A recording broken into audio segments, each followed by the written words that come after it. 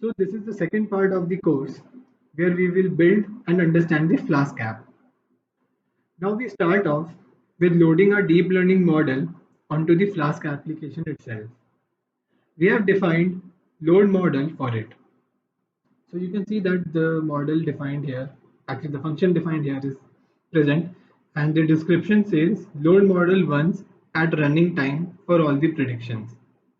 So what's happening here is that we are actually trying to set the model into the session so that the model has to be loaded once and can be used again and again for predictions.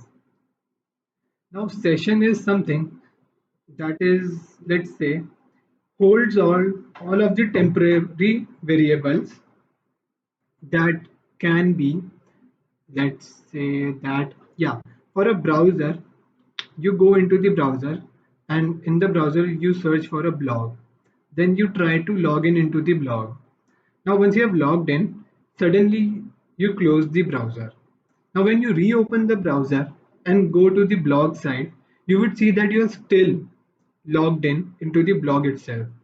Now what this means is that the session has already stored the value or the variable where it says that the person has already logged in. So unless the session is destroyed, you won't be able to log out if you are actually closing the browser. If you're just clicking on the logout button, yeah, then you can obviously log out. But so this is what session does.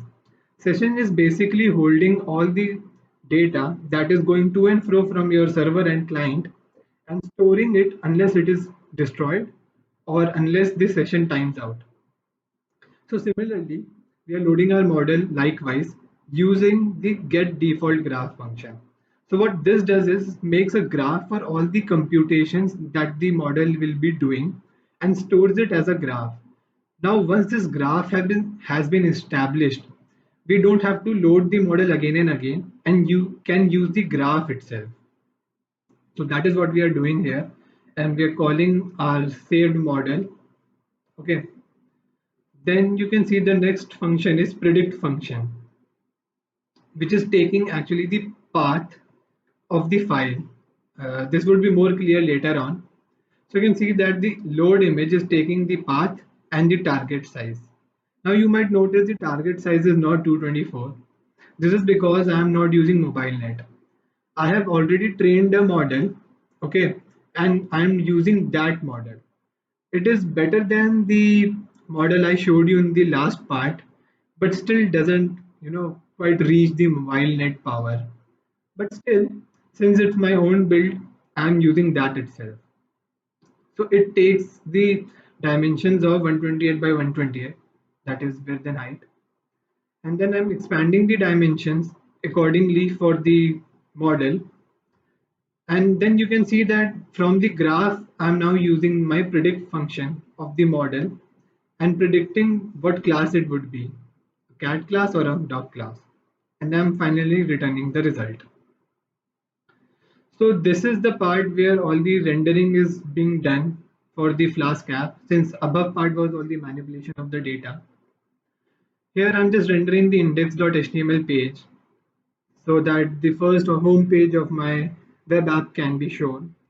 And if I go to the uploads, that is if I write in my URL, my base URL slash uploads, now it would ask me to go and get a file so that I'm able to input a file or image, actually an image, I should say an image that is a cat or a dog image.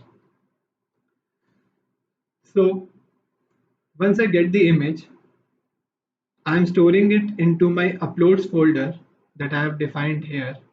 You can see that I'm storing all the uploads to my uploads folder, and then I'm sending that path of the file from my uploads folder to the predict function and getting the result. Now from the result, if the value is greater than 0.5, I'm telling it that the label is dog or else it is a cat.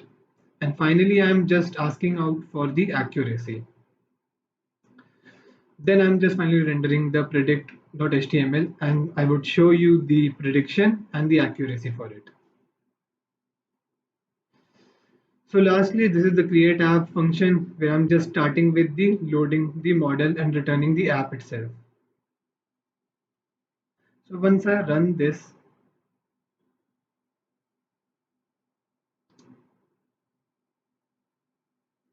so while this is running, let me just specify some things before you should start running the app itself.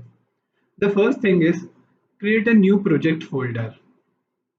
Second thing is, once you have created the project folder, install all the libraries that are required, all the packages that are required, or I should say all the dependencies that are required to run this project or run this Flask application. You can use the command onto your console, that is pip install -r requirements.txt. So you can see that is the requirement.txt here. So you have to run this command and all the dependencies would be downloaded and installed instantly and automatically. So you can see that it has loaded the model and the model is active. If I go to my link provided here, it opens my web application and asks me to upload an image. Once I upload the image, I can call out the predict function. Okay, so this is the second part where we are building a Flask application. And with this, I'm going to make some more changes, only a little bit, but yeah, some changes that are required so that I'm able to deploy this Flask application onto Heroku itself. So let's go to the third part of this project.